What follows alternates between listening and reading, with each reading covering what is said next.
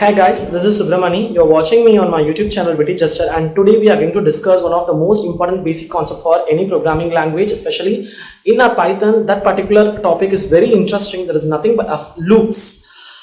Saying about loops comparing to other programming languages, in Python it is very interesting and it is very easy to implement. With no further delay, let's enter into the Jupyter notebook for some clear theoretical understanding as well as for the practical implementation. What do you mean by a loop? Loops in Python. So normally we have two different types of loops, or saying about loops, different types of iterations are there. What do you mean by an iteration? Iteration is nothing but repeating the same thing again and again is called as iteration or iterated. So normally this iteration in general it's of two types irrespective of any programming language. One is like a definite iteration. Another one is an indefinite iteration. What is going to be a definite iteration? The number of times that designated block will be executed is specified explicitly at the time of the loop start. Explicitly means in Tamil, explicitly means we will be declaring it. We will be declaring it at the time of writing the condition for that for loop. So the for loop knows for how many times it has to repeat the iteration, whereas indefinite iteration the loop does not know or how many times it has to repeat the iteration. So whenever the condition is met, it will keep on iterating. Or putting simple, in finite loops, we will know it is actually finite. What do you mean by finite? It has an end. It means that it knows when it should stop. Whereas infinite loops, it knows when to start, but it does not know when to stop. So indefinite iteration, number of times the loop is executed is not specified explicitly in advance. Rather, the block is executed repeatedly as long as same condition is met.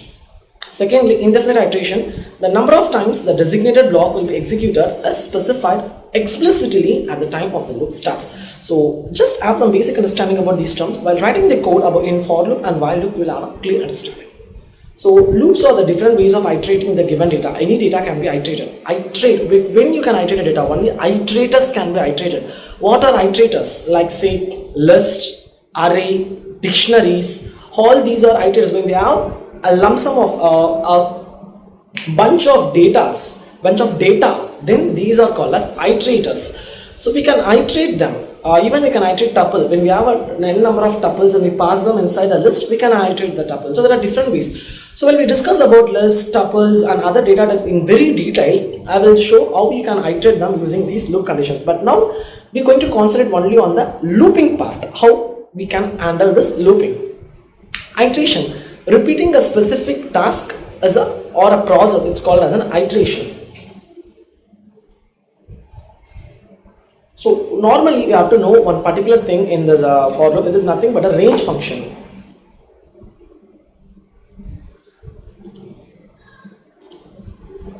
This range function is something very important. A range is nothing but it has some start value, comma, end minus one value.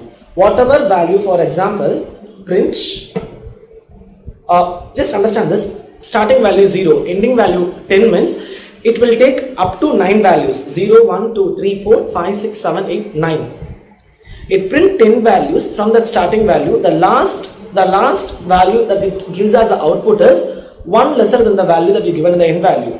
For an example, let's go with this for loop. First, the syntax, it is an entry check loop. For loop is an entry check loop. For element in the sequence, colon, we write the body of the loop. For example, how to iterate using a for loop. I have a list here.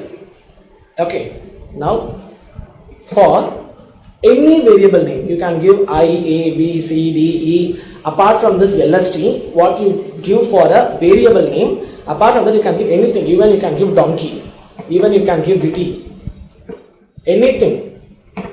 I am writing it as witty. For witty in LST, it means that for each and every element, this witty or whatever the name you give A, B, C, it represents each and every element.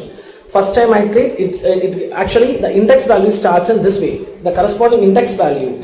So it will be in a 0, 1, 2, 3, 4, 5, 6, in this order the index value go. For example, list 0, index value 0, list index value 0 holds the value 12, whereas list index value 1 will holds the value 2. So you can see this, right? This index value 0, 12, index value 1 means 2, index value 3 means 3, index value 4, 42, index value 5 is 11, index value 6 is 233. So this is how the index values are given. So for this witty actually represents the index each and every element in the list. For first iteration, it represents the first index value, 0 index value. Second iteration, index value will change to 1. Third iteration, index value will change to 2. This is how the index value keeps on changing, and each and every element it gets moved. For witty in list, we have to put on colon. Then you have to simply write print this witty. Let's see what happens. Witty, it is nothing but the numbers within that list. So it actually displays each and every number in a sequential order. Okay, I've given a equal to symbol here, so it's making an error. So 12 to everything has been displayed. Now print the index value of all the elements. Now I'm going to print the index value. Same for I in, now instead of it I'm giving I, for I in list LST. For I in LST, print what is the data there. List LST, I'm given the list under the name LST. So that LST, even you can give you anything, like say if you want lab, you can give lab, anything. That anything should be given here. Print. Now I'm going to print the index value. To know the index value of each and every element, we have to give this particular value, LST dot index. We have to put this square bracket and we should pass this value of I. So each and every value of that particular numbers inside that list, their index value will be given. For example, if you want in this particular way, you can give like say I am giving here empty bracket. Okay, let it be in this way. Index value and comma I. So their number and their index values will be printed. I have to leave a space here. Okay, it's not subscriptable. Yeah. First, let me print the index value itself. LST.index built-in function that is not subscriptable. Oh, I just given the square bracket.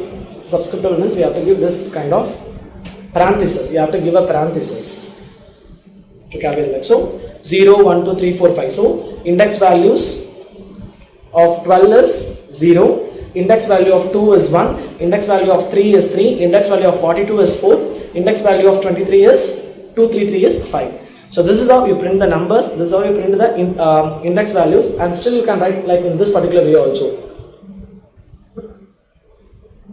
Let me put it in a printable format. The index value of is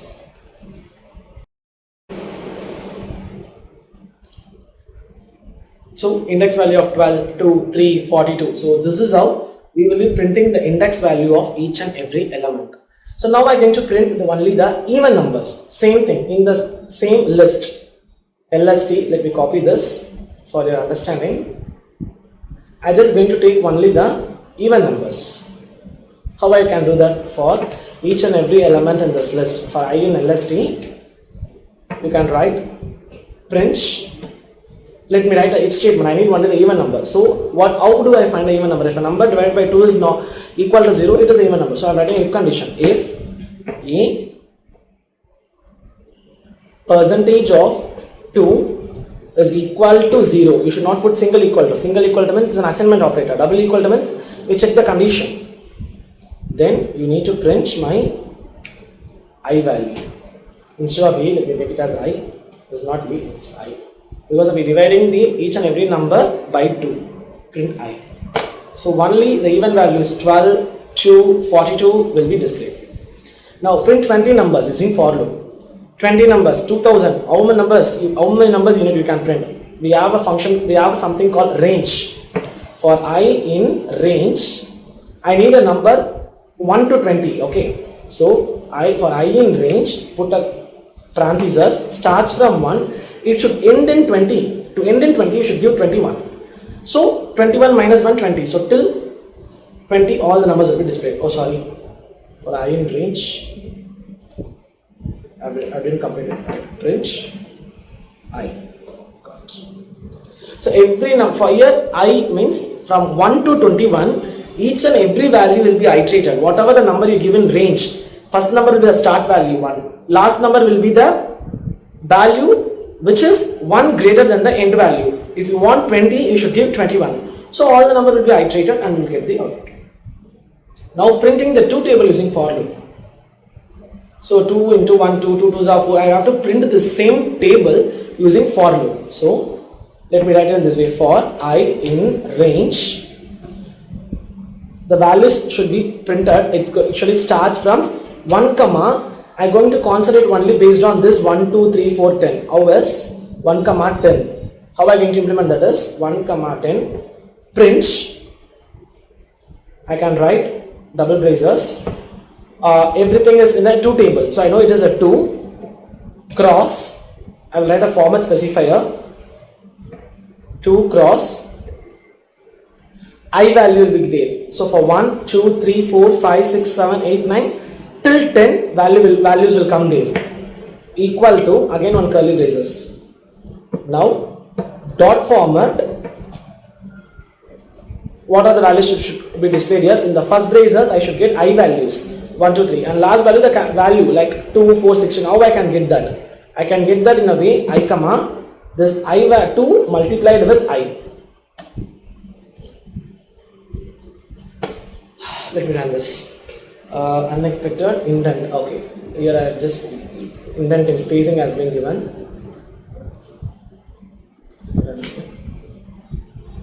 So 2 into 1, 2 2s are 4. I am getting the 2 table. So print the user defined calculation table for calculation. And second, in the scenario I am getting the values from the user. So for what table? Value is equal to like any variable we can give. I am converting them into an integer. Whatever the characters we get, by default it will be in a string type. To convert that into an integer, we pass it as int bracket input, enter the value for a table. Count int input, enter the count for a table. Here value for the table is which table? 2, 3, like that I can give. And how many count you have to give? For I in range 1 comma count plus 1. So count is nothing but up to 10, 20. What is the count you're going to do? And I'm writing the case and I'm executing this. So automatically I can give. So you just make a note of this code, and if you see this, you will get to know what I have performed. So this is all about for loop, and in the upcoming scenarios we will discuss about the while loop. Before that, we will understand about the inner for loop in the next episode. Until then, this is Subramani signing off from my YouTube channel with Register. Bye.